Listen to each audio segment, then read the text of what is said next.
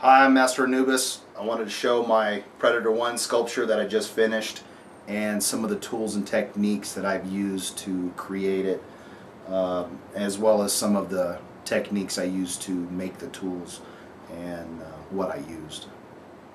So let me first do a spin around of my sculpture. I used a stool base to make the Lazy Susan with. The reason I ended up with the board here all propped up was that my armature was actually a fiberglass version of my head, a paper mache head, and it ended up being angled back too much, so I ended up angling it as a sculpture and then propping it up to make it more vertical for what it is. Right now I'm going to cut to the tools and show you some of the tools that I've used while making this project. The first set I got for sculpting tools I got from Michaels. This is your basic student set or something like that, but it has several different tools that come in really handy when you're trying to learn techniques. Keep it in mind, I'm not a sculptor and probably will never claim to be.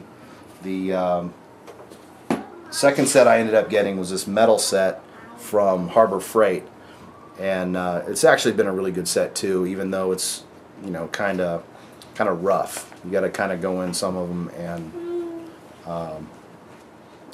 clean them up or polish them to get them, so like if you wanted a rounded edge here, I ended up going in and sanding these down to profile and buffing them out with a Dremel tool buffer, and they turn out to be exactly what you need. These are made out of stainless steel, so they're pretty good. Some of the tools I've made include this is actually an 1/8 inch piece of stainless steel tubing that I hammered down and rounded over. This was my first spatula. This is also polished up with the buffing wheel on the Dremel. That's been really handy. I ended up using this mostly for spreading silicone adhesive over some of the small clay items I wanted to make molds of, and that was a really good first tool. More recently, I've actually made this tool. This was more of an experiment to see if I could do it the way I think I could do it. These are paper clips cut and twisted to a point where once I inserted them into your ordinary pen, you just take the ends off a pen and you have a plastic cylinder, which is perfect for being a handle, meaning the diameter is just right to hold. Some people would prefer larger handles. You certainly just go to town on how you'd want to do it.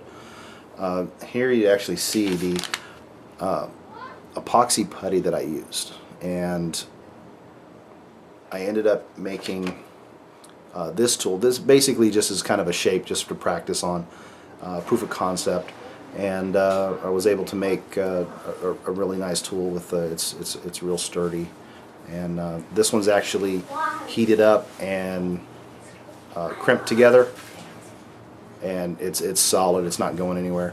Once these are cut to length, they need to be sanded down and deburred so that you get what you expect out of it, and that's considered a wrinkle tool. Once again, I'm not a sculptor. I'm not really sure if I've ever used that correctly, and I can't say enough about popsicle sticks. You cut them down, shave them, trim them. This particular one right here served me well for some of the smaller items on my 5th scale Predator heads. Just a little flat tool that you can get in there. You can just cut them and trim them. There's no harm. This is actually called a scale tool, which you can actually buy these, but I preferred to make one to see how well it would work. And this isn't Predator related. It was just a tool that I saw that I wanted to see if I could make work for me. and as long as you have the room to work with it, it works out really good. For texturing, I don't have a lot of, I didn't buy the set of texture stamps. What I did do was put latex onto a piece of vinyl from an old purse, and now I have a vinyl texture stamp, which is really good generic texture that is, nice and random, and breaks up flat areas as well. It gives you an opportunity to press on it. Yeah, I was using actually old latex and it got clumpy, and so what I ended up with was a rough texture on the other side as well, which I have used, but it's still not quite as good as like taking a rock to it or something. But I got a good area out of it. You can cut them down to fit different shapes and grooves that require whatever shape. And also brushes. For my clay, the lighter fluid works awesome for what I'm doing, and this is basically naphtha. I know I can get naphtha locally by the gallon, but considering one of these containers 5 fluid ounces has lasted a very long time, I probably will never buy anything other than this size. I got 2 types of brushes. This one I actually got, it's a softer brush, 1/4 inch, I don't know, just generic painting brush I got at Walmart for $1. It was on sale. The bristles are real soft. The acid brushes work really good, but you end up with bristles all over the place, and they're coarse. So, when smoothing texturing, I was finding this to be a lot nicer when I didn't want to get too aggressive. For the large holes, the dread holes, I actually have a Forstner bit that I also got from Harbor Freight. You can go in and you have a nice drill bit, and as long as you're holding it steady, you're gonna do good with that. Obviously, I don't clean my tools very well sometimes, but these do well. I think I ended up using 3 sizes. Some people prefer to go up to like 1.5 inches or 1.25 inches. I don't know. Bamboo's dreads are larger. The original Predator's dreads were 1 inch from the film. So I went 1.25 inches with my holes so that I could round them over, and it would still appear to be good when you glue the dreads in. Okay, now I'm going to show you some of the techniques I use for texturing on something similar to a mandible. This was the top of the head, the curves, and just a generic area that I'll show some other techniques I've used. On the top, you'll see the area starts out with small bumps and actually goes into larger bumps towards the back and off to the sides. Now around this area, I made bumps with some textures and some other little rivers in there. Down below the cheeks with the mandibles are wrinkles with a little bit of weathering on the side, and also down at the neck, wrinkles but with less texturing than this on purpose. I'm really happy with how these textures came out. Textured a little bit. I didn't want to over texture it, but I think I did over texture it in some areas, but I believe overall it came out really well. Now for the mandibles, it's a little more dramatic. We'll assume that this is the top mandible, this is the lower mandible, but it won't really matter based on what you're doing. This is just kind of the technique. Now, try to get the rolling hills. I'm using this hook right here. This is one of my favorite. What it does is actually removes material as you're gouging it, and it's not like drawing a line in it. The deeper you want it, the deeper you got to go. So what that allows is when you're patting it down and smoothing it out, that you'll lose it. So you want to exaggerate it at first, and it will be muted later.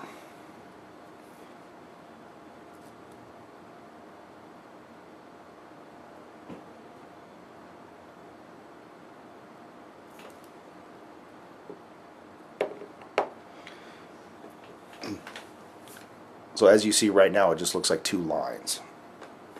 What I'm going to do is I'm going to come back with this little blade tool.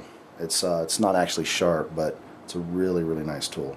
Now, this is a technique you'll see. I'll include a link to a page from the Effects Lab that has some known ways of doing this. You know, and they'll tell you the same thing I'm telling you. There's no real right or wrong way to do it, just the way you're comfortable with. And I'm going in and I'm flicking out, and that's rounding over these edges. Now, in some cases, once I get the clay built up, I'm wiping it off. But in some cases, you still want it more proud. And with these extra pieces, I'll roll it up and place it in between the cracks. So I may time lapse some of this, so bear with me. This is you know, sculpting isn't exactly a spectator sport, so.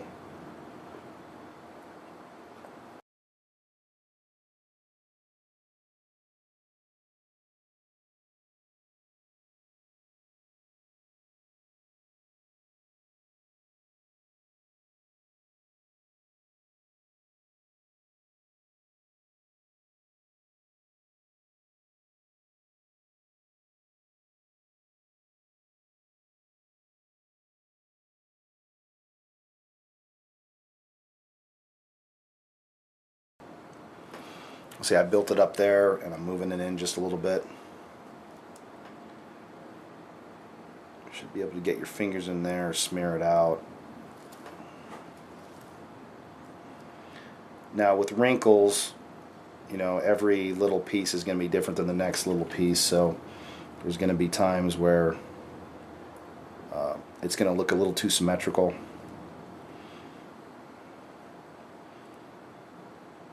So like these lines being perfectly parallel, you wouldn't want all of them to be perfectly parallel. Smashing the edges down to blend it.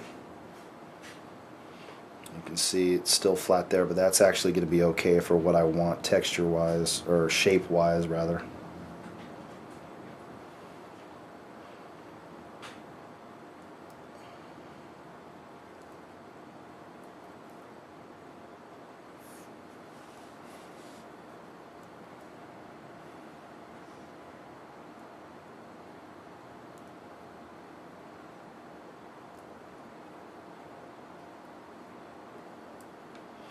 Depending on what scale you're doing, this is going to be easier to end up with some of the texturing that you want. This is obviously smaller than what a normal life size would be.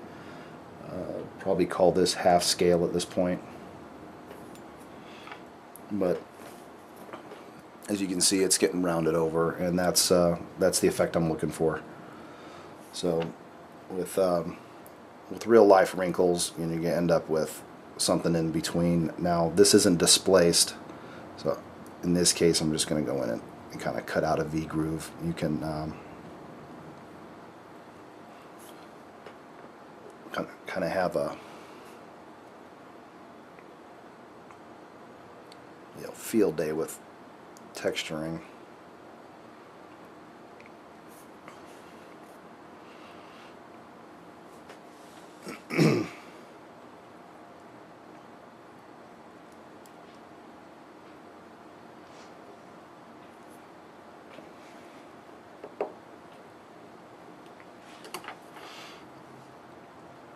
So at this point I want to smooth this out a little bit.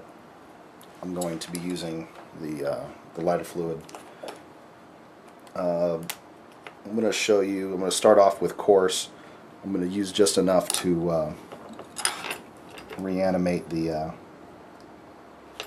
clay in the brush right now. This is a Corian scrap piece. I've found that the laminated boards actually work really well too. That's this board right here. With, as long as you're not scratching it up and cutting on it, it'll last you for this.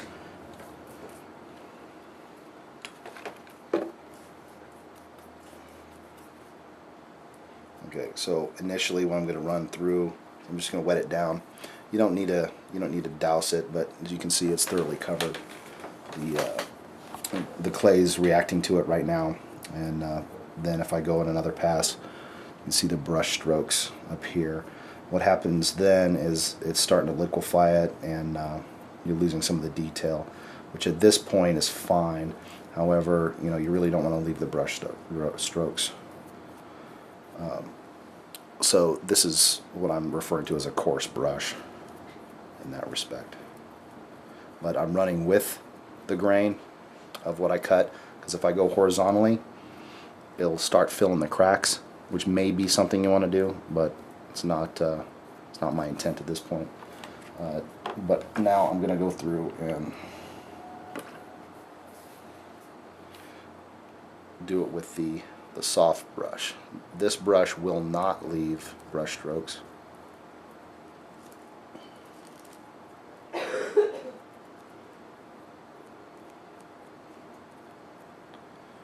As long as you do it just lightly.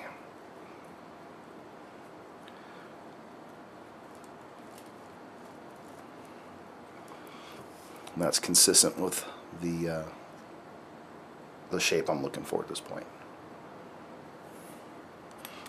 When it's still wet, you can actually run your finger over it also. I found running your finger over it fills in the cracks a little more than I want. But it does work. This will work better on larger areas if you wanted them smooth. That's certainly something you could do. At this point, since I got the rough shape down, I'm going to put in horizontal lines, varying the size and shape of them, trying not to be too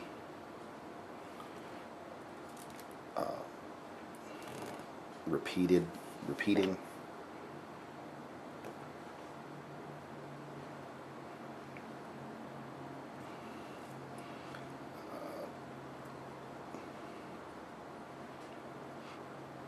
I found also if you repeat the process that you'll end up getting layers of some of them being well done and some of them not. Now here I'm also going against the original grain, but I'm going with the ones I just cut.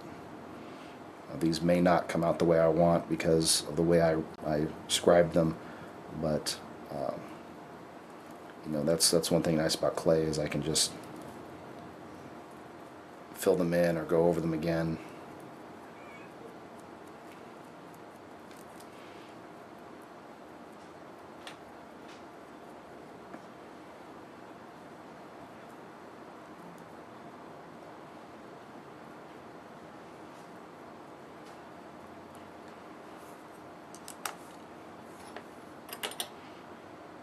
Just for giggles, I'm going to use a different tool. This particular tool I really like. It's a spatula. I don't know what kind of spatula it's called, but it's really good. When I was doing my smaller scale stuff, I actually use these really good for eye holes and such.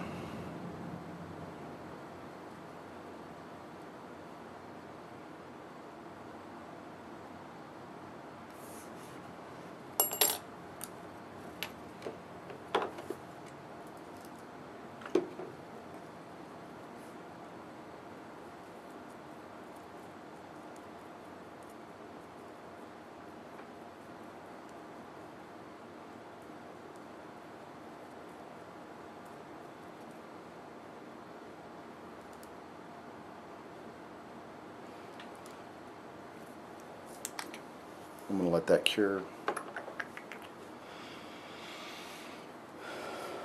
With this one, I'm actually going, I can do it a couple different ways, but the way I did it with that was I wanted grooves. Use this tool to actually cut out a groove. You see one side's actually a cutting edge.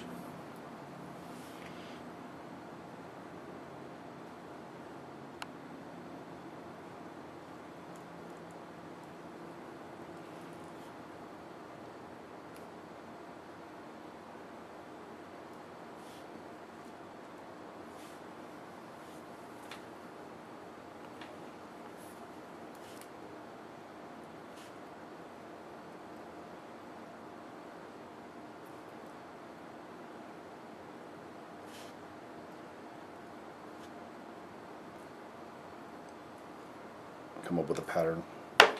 Same thing here with the Ronsonol.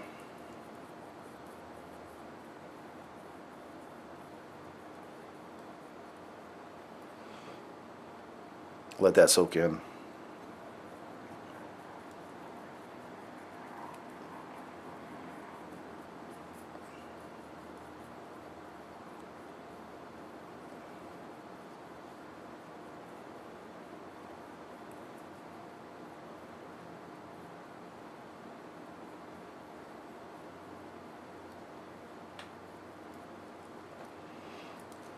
Kind of deburrs it. I'm going to come on and take the texture stamp.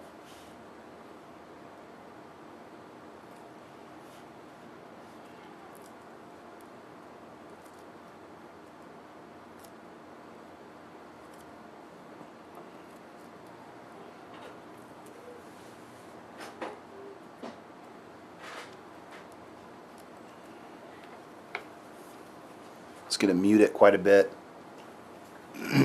but you're also going to get the extra texture in there, which is what I was looking for. So this is what I ended up here with, and I was really happy with the way this came out for what I was doing. Now, just to show you the scaling tool, really is straightforward. For a scale, you have a half circle kind of. I'm pushing down a little hard, but it won't matter for this because I'm not doing this on a. But making a row and then going back in.